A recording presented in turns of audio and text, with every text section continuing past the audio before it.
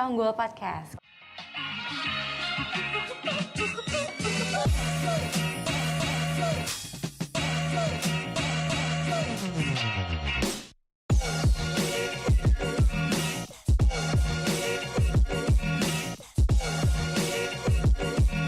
Kembali lagi bersama saya Bila dan partner saya hari ini. Saya Owen. Kita kembali lagi akan bawakan episode Esa Unggul Podcast bersama salah satu sivitas akademika Universitas Esa Unggul yang baru aja pulang dari Pennsylvania, United States, Amerika. Boleh kenalin dulu dong bintang tamu kita hari ini? Iya tentu. Oke, halo. Jadi nama aku Vivian Trixie Soyante. Aku dari jurusan manajemen angkatan 2018 dari kampus internasional Gading Serpong Universitas Esa Unggul. Wow, berarti jauh-jauh nih dari Gading Serpong ke studio kita di sini di kebun kampus kita yang di Kebun Jeruk. Jadi kan Esa Unggul kita punya 4 gedung kampus ya, di Tangerang ada 2, Internasional dan Citra Raya. Di Jakarta yang pusatnya itu di mana Wan? Kebun Jeruk sama ada Bekasi. Kampus kamu di Bekasi di Iya. Perumahan Harapan Indah ya. Di Kota Harapan Indah, ada juga di Gading Serpong itu yang internasional, sama di Citra Raya itu yang kampus ketiga ya nggak salah, kedua atau ketiga. Jadi kalau Vivian ini dari yang internasional ya? Iya. Oke. Kalau di international campus tuh bedanya apa sih sama sebelumnya di kampus yang non internasional? Misalnya kalau misalkan ada audiens kita nih penasaran bedanya apa sih international campusnya sama yang bukan gitu?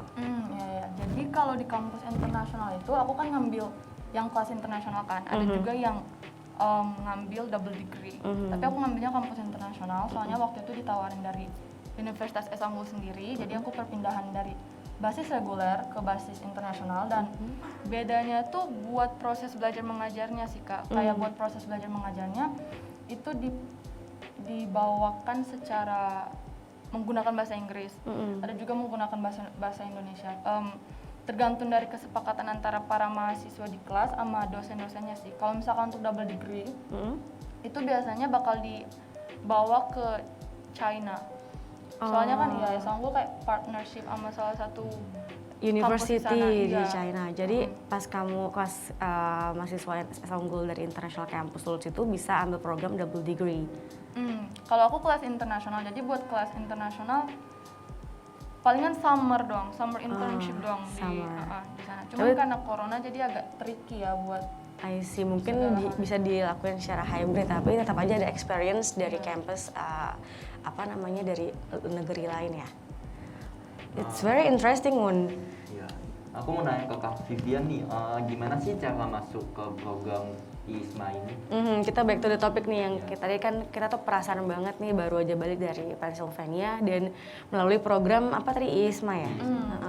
Mungkin bisa diceritain kayak tadi yang orang tanya kayak how to get in awalnya atau awal mulanya the behind story of this program for you. Jadi buat program ISMA itu sendiri itu kan Indonesian International Student Mobility Awards.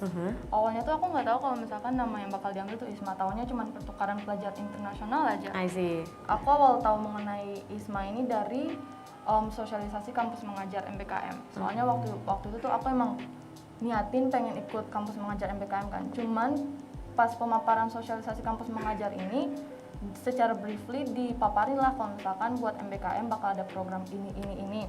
Pas aku lihat ada program pertukaran internasional di mana aku pengen banget kan buat belajar di luar. Itu udah dari kecil kayak siapa sih yang nggak mimpi buat belajar di luar gitu. Yes. Jadi dari situ aku urungkan niat aku buat ikut kampus mengajar dan tunggulah sampai sosialisasi ISMA itu keluar. Pas udah keluar barulah tuh aku start segala macam pengurusan. I see. So the information you get is from the sosialisasi di Universitas Esa Unggul ya? Ya, betul. Oke. Kan Kakak Vivian ini milih di Pennsylvania University nih. Kenapa sih milih itu dari universitas-universitas lain yang ada di Amerika Serikat? Ya, jadi aku milih secara spesifik di University of Pennsylvania tuh karena pada waktu itu buat waktu yang diberikan untuk aku research segala macam host university yang join itu kan dikit, sekitar berapa? Satu hari apa kalau aku nggak salah. Jadi dengan nilai Duolingo aku yang udah keluar, English Proficiency Test, kan aku ngambil Duolingo. Udah keluar, aku lihat, terus nilai aku ini memenuhi aman persyaratan yang diminta sama University of Pennsylvania kan. Terus aku lihat juga dari courses yang ditawarin, kayaknya aku bisa ngambil ini, cocok sama ini, emang suka sama ini. Tapi walaupun pas udah implementasiin, pas udah nyampe di host univ, agak beda. Buat pemilihan mata kuliahnya kita harus ubah lagi, tapi ya kurang lebih gitu. Aku milih University of Pennsylvania karena itu. Jadi kemarin milihnya University of Pennsylvania ya? I heard itu one of the Ivy League University, bener nggak? Iya benar. Ivy League University mungkin bisa jelasin kali ke audience Ivy League University apa? Jadi Ivy League University itu salah satu private university yang dimana digandrungi banyak orang sih buat kayak bisa join di sana, kayak buat tes masuk di sananya pun susah gitu. Kalau aku nggak salah ada 8 Ivy Leagues dan University of Pennsylvania itu salah satunya. Dan karena itu aku bersyukur banget sih, maksudnya dengan adanya kampus Merdeka ini, dengan adanya program ISMA ini bisa menjembatani aku untuk bisa kuliah, kayak mencicipi sistem akademik di UPenn. Iya, dan itu kamu harus apa namanya, if I'm not wrong ya, if I'm not mistaken, itu kamu harus apa namanya berkompetisi dengan ribuan orang nggak sih untuk lolos jadi masuk di Iya, benar, soalnya seluruh Indonesia. Oke, so go Esa Unggul, kita bisa ngalahin ribuan orang untuk lolos ke salah satu University Ivy League di United States. Iya. Dan kemarin tuh yang buat lulus batch 1 ISMA tuh ada 11 orang, di mana pas. Dan ini kompetisinya saat seluruh Indonesia kan, dari Iya. University PTN, PTS kan? Jadi kalau misalkan ada temen aku yang nanya di Esa Unggul lolos berapa sih buat ISMA, kayak kalau misalkan kita bilang angka 11 tuh kayak buat mereka angka yang lumayan besar gitu. Of course. Okay, is Pennsylvania expensive to live in? Tentunya, maksudnya namanya juga Amerika, jadi pasti kalau buat secara living expenses di sana, kalau misalkan nggak beasiswa pasti berat. Berat sih, apalagi Ivy League. Berarti jauh banget sama di Indo ya. Cost livingnya. Kalau buat living cost di sini, kalau buat biaya pendidikan aku sendiri di sini, karena waktu itu aku coba buat apply salah satu beasiswa yang ditawarin sama Esa Unggul, namanya beasiswa Indonesia Timur. Jadi khusus buat anak-anak Timur, tapi Esa Unggul juga nawarin beasiswa lainnya kok, kayak beasiswa unggulan dan lain-lain. Dan aku coba apply, aku lolos dapat beasiswa Indonesia Timur. Karena itu deh aku jadi mahasiswa Esa Unggul di angkatan 2018. Beasiswa Indonesia Timur berarti Trixie dari mana asalnya? Aku dari Ambon, Maluku, Provinsi Maluku. I see, so much diversities in University of Esa Unggul ya. Jauh-jauh dari Ambon buat kuliah ke UEU nih, gitu. Tadi tuh Awan sempat nanya ke aku, kira-kira living arrangementnya Vivian tuh gimana di sana gitu ya kan ya Awan ya? Dia penasaran banget karena kan dia kalau di sini ngekos apa rumah orang tua, Wan? Rumah orang tua ya. Nah kalau di sana tuh living arrangementnya gimana sih? Nah kalau buat di sana, aku nggak bisa kayak ngomong generalisir buat seluruh host univ ya, tapi buat kalau kamu aja your experience di University of Pennsylvania sendiri, kita wajib living on campus, wajib dorm. Dan dorm di Penn tuh banyak, kayak ada high rises tuh ada Radin, Harrison, sama satu lagi Harnwell. Dan aku dapatnya yang di Radin College House, dimana Radin College House itu menawarkan banyak sekali event setiap minggunya, jadi fun banget. Talking about event, kayaknya Vivian bawa sesuatu ya untuk ditampilin ke teman-teman. Oh ya, sure, tentu. Jadi Vivian mungkin bisa ceritain event apa? Oh ya, jadi buat kita 39 awardees yang ke University of Pennsylvania itu ngadain 2 event. Yang pertama itu a walk through to Indonesia. Ya, itu salah satu ISMA challenge yang harus kita lakukan, tapi kita lakuin ini nggak secara terpaksa sih, karena ya buat memperkenalkan budaya Indonesia juga kan. Untuk memperkenalkan budaya Indonesia lebih dikenal lagi, terutama di dalam kampus University of Pennsylvania. Itu kita collab sama salah satu komunitas di University of Pennsylvania namanya Patch. Itu komunitas yang aku rasain kayak pas banget sih, kayak pas aja gitu, dan aku kayak suka sama Patch, soalnya Patch itu singkatan dari apa? Patch itu kalau aku nggak salah kepanjangannya Pan Asian American community house. Oh, I see. Kayak kita perlu display deh gambarnya biar kebayang. Mungkin bisa di Iya. display nih foto-fotonya. Nah, ini salah satu mood board Aha. yang kita bikin. Oh, ini activity-nya ya? waktu Ini itu ya? aktifnya juga di sana. Di patch, mood board buat booth booth kampus. Jadi mengenai, jadi kita ada 3 booth youth pledge, Aha. booth batik, aku jagain booth batik, sama booth ini, booth mengenai kampus kayak Oke. sistem akademik Indonesia gitu. Nah ini buat stikernya, Stiker. kita ngekat sendiri. Ini di ruangan patch, Hmm. Oh, ini berarti kegiatan di luar belajar mengajar di cozy kelas banget. ya? Terus ada lagi? Fun banget sih. Ada lagi. Nah ini Where are you in this picture? yang itu, yang di depan ini malah. Yang give sign please? No, di sebelah. Oh, yang give sign please malah. oh, kaki Iya, coat. batik Oh, merah. batik Oh, merah. Everybody nggak bisa recognize ya karena pakai masker. Iya benar, soalnya di sana tuh kalau buat di dalam ruangan itu diharuskan untuk pakai masker. Tapi kalau misalkan di luar ruangan itu nggak apa-apa kalau misalkan nggak pakai masker. I see. Dan buat makanannya pun kita memperkenalkan martabak buat anak-anak yang datang ke acara kita di sana. Martabak sama cookies. Tadi kan ngomongin COVID di sana, COVID situation di sana tuh kayak gimana sih? Mungkin lebih parah atau lebih mendingan daripada di Indo? Kalau buat mendingan atau parahnya sih, kalau buat University of Pennsylvania, cara pencegahan atau misalkan cara untuk memonitor kasus COVID di kampusnya sendiri itu ada gateway testing. Jadi setiap 2 minggu sekali itu kita harus ke salah satu tempat di Penn buat gateway testing itu pakai saliva. Jadi dan prosesnya tuh mudah banget. Kita kayak semuanya tuh pasti serba online.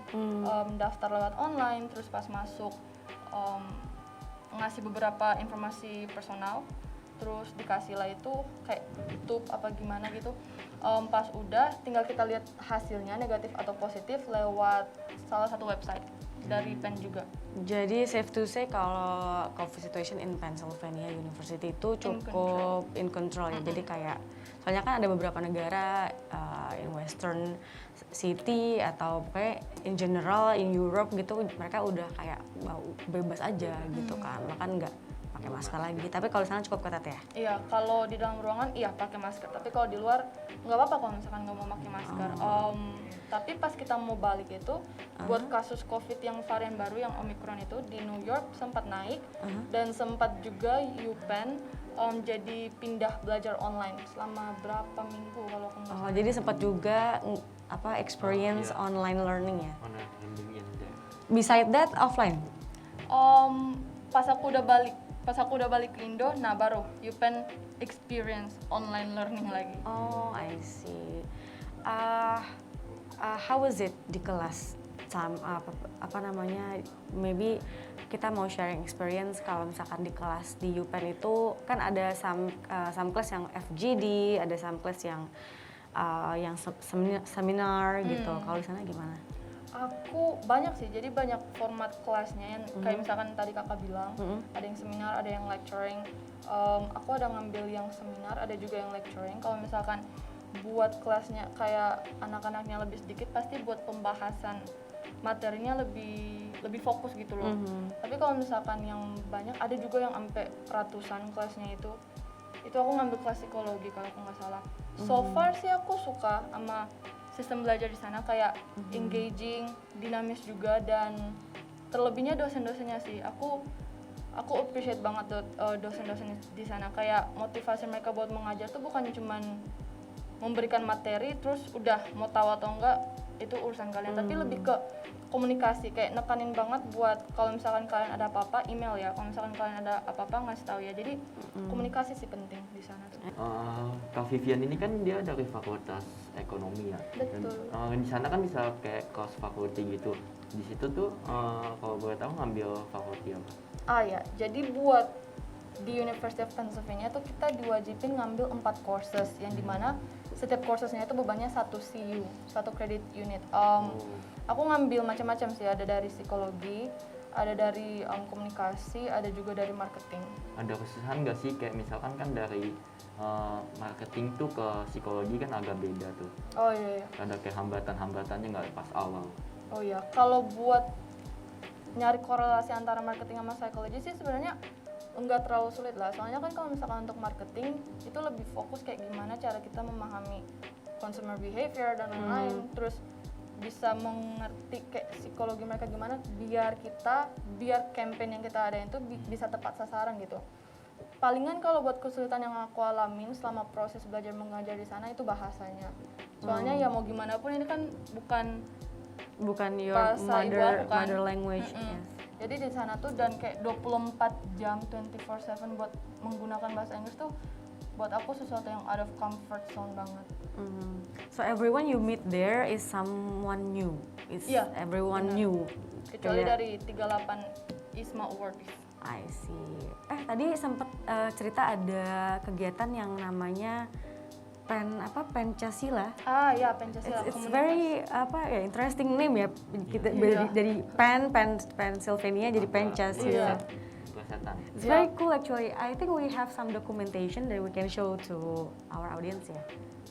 So, jadi tadi sempat I heard something about there is a community namanya Pancasila. It's very cool ya, Wan. Jadi Iya. dari nama Pennsylvania tapi bentuk jadi Pancasila, which is Pancasila.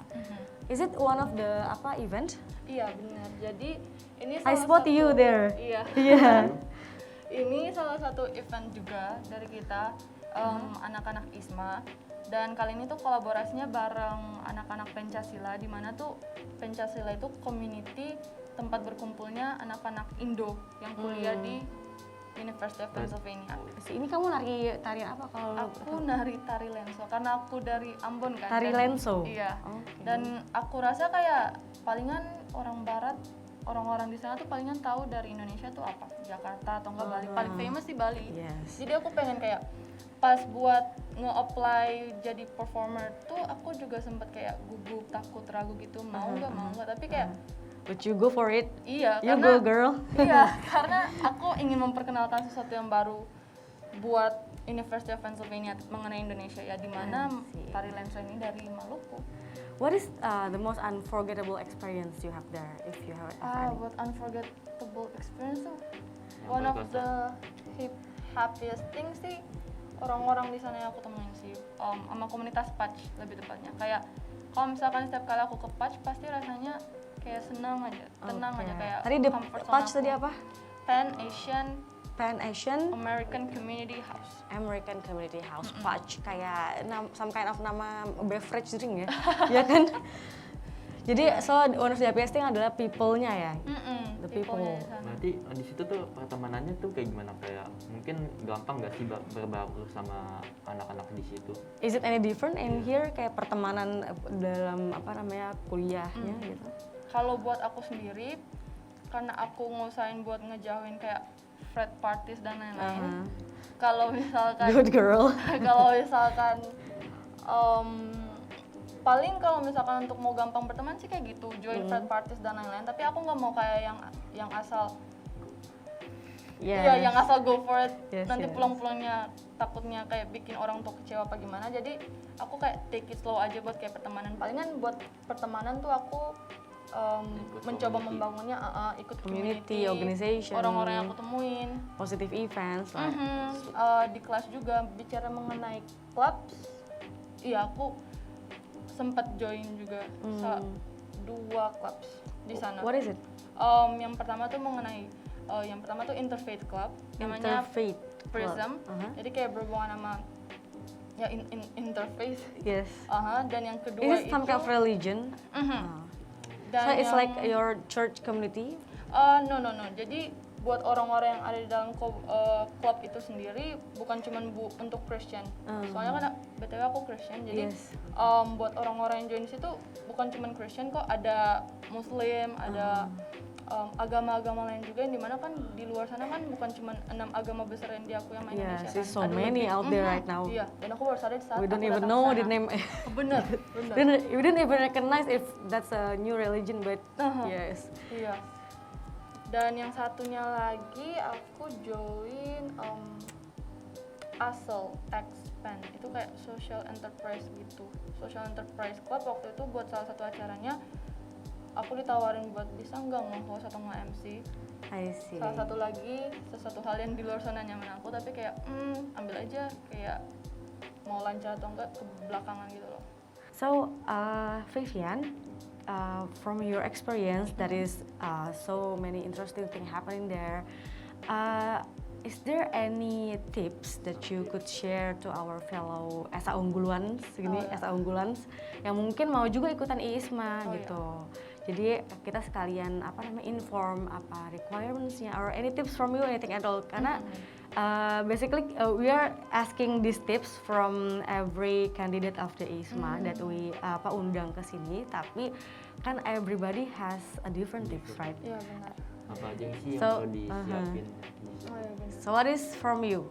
Ya, buat kan ada 2 batch, 2 tahap seleksi. Kalau buat batch aku administratif sama wawancara. Kalau buat wawancara sendiri sama pengisian esai, tips yang bisa aku kasih tuh kayak make it personal. Kayak usahain kamu tuangin. Make your project personal. Iya, usahain kamu buat answer kamu itu personal, kayak involve with your emotion, biar kayak ngerasain aja gitu. Kayak kalau misalkan pas kamu baca skimming atau scanning jawaban kamu, apakah orang yang baca itu bakal attracted atau enggak, feel that is your own true self there that you put into the project. Iya, dan kayak menawarkan sesuatu yang baru, sesuatu novelty gitu, sesuatu yang kayak oh ini cuman aku doang, kayak dibandingkan applicant lain, kayak ini cuman bisa dapat di aku doang gitu. I see. Nah pas wawancara itu kan buat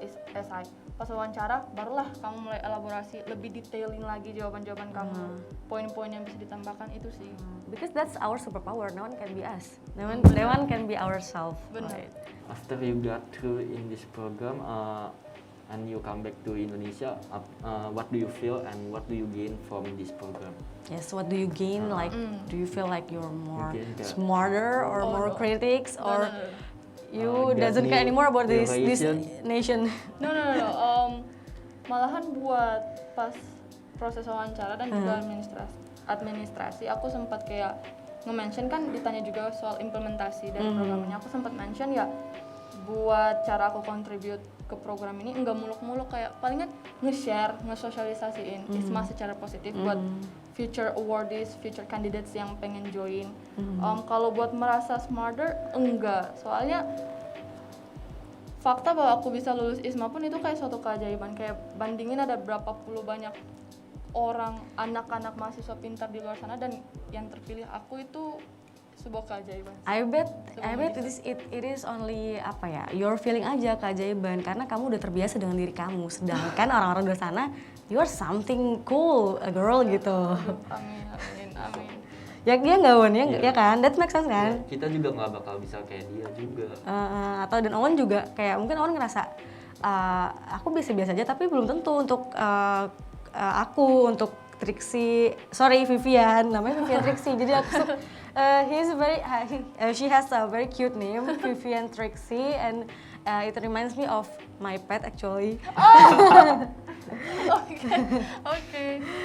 If you could go back again in time and do it all over again, this program, what would you have done differently? Yang bakal aku lakuin berbeda itu lebih approach lagi, lebih ingin menjalin pertemanan lebih banyak lagi sama mahasiswa-mahasiswa di sana. Soalnya setelah dipikir-pikir, oke, aku ada program ini itu sama fellow awardees, tapi pengen menjalin pertemanan lebih lagi sama orang-orang di sana, sama para mahasiswa di sana. So the one thing that you would have done differently in this program adalah Build more friendship. Yes, build more friendship, networking, right? Ya. Do you have any favorite place maybe in the university itself or the lingkungan yang ada di sana? Do you have any favorite spot maybe? Ya, tentu ada, dan itu ada di video refleksif ISMA aku yang aku post. Where we can access that video? Di YouTube. Di YouTube. Ya, aku postnya di YouTube soalnya Your Instagram. on channel YouTube? Iya, tapi buat ISMA doang sih itu. Palingan Oh. kalau misalkan udah enggak lagi aku Okay, tutup atau but enggak. maybe somebody want to check it out. What is the username of your YouTube? Vivian Trix. Vivian Trixie. So you can find out about the ISMA video, reflective ISMA Yeah. video of Vivian Trixie in her YouTube channel, Vivian Trixie. Iya, nah jadi buat salah satu spot favorit di UPenn sendiri aku suka itu pen emblemnya. Harusnya aku nyertain sih di itu tadi. It's tapi- okay. I bet we can Google it.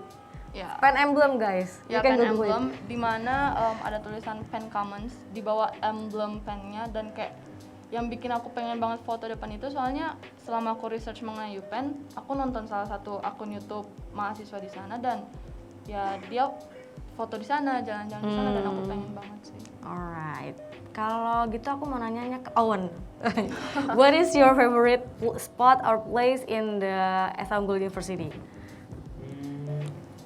Kalau itu masih bingung soalnya kan aku angkatan 2020 kan masih online juga, I jadi see. jarang ke kampus. I think what Owen trying to say adalah dia bingung karena di Universitas Unggul tuh banyak banget lab, facility. Jadi it's hard to choose what is your favorite Good one gitu. Karena kita juga Bicara mengenai angkatan 2020, maksudnya angkatan-angkatan yang di bawah aku.